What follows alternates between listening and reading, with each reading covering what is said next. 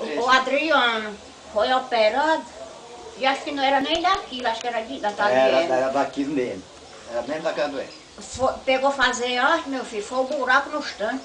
Foi de peça morreu. Meu Deus do céu. Ele morreu de quê, o Adriano? Papai também vem almoçar aqui. Da operação Da próstata.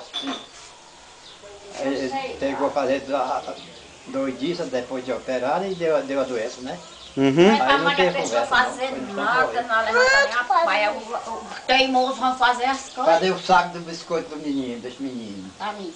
Aí depois vão ficar doentes. Vai procurar, meu filho, aqui no seu biscoito aí, seu biscoito não, aquele bicho. Isso daí, Deus bom. deixou ele fazer já de operação, Deus não deu. Tava bem ali na estante. Pois é, era aí mesmo. Não, graças a Deus eu tomo esse cachete e vira muito melhor. Eu tive ruim como o diabo aqui um dia. Tá aqui, ó, minha irmã. Aí me coçou o peito, Passa pra cansar. Deixa eu ver, Vitinho. Deixa eu ver, Vitor. Passa pra Zurina, que ele é um doutor muito aí especial. Tô vendo. me consultei e vem tomando esse É cachete. um doutor muito bom. Tem anos que eu venho tomar Passa esse pra toda comprimido doença. e graças a Deus estou bem.